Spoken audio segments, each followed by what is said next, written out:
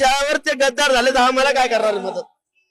बरं, दुसरीकडे असं आहे की हा मोर्चा काढल्यानंतर सरकार मागण्या मान्य करेल असं वाटतंय का? शेतकऱ्याने जर मागणं नाही मान्य केलं तरी आम्ही मागे हटणार नाही. शेतकरी लोक आम्ही आसूड घेऊन मोर्चा काढणार आहे.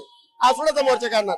बरं, हे तुम्ही काय आणलं आणि कसा वापर होणार आहे याचा? यो आसूड आहे ना, यो बैल जर तासावर नीट नाही चालला तर त्याला नीट तासावर आणण्यासाठी आसूडाचा वापर केला जातो आणि त्या वखराला कचरा लागला तर ते काढण्यासाठी राहतं.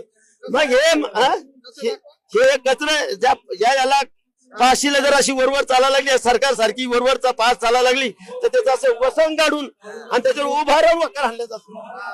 आता यांनी जर आता नाही केलं तर पहिले आसूडाचे फटके आणि मग याचे हे दांडूकने त्याला मारणार शेतकरी नाही दिलं तर. शेतकरी फार आक्रमक झालेला ग्रामीण भागातला. यांच्या बोल बचावला शेतकरी काही भीक घालत नाही आणि शेतकऱ्या जुनी बोल लबाडाचं आमंत्रण जेवण्याशिवाय खरं नाही.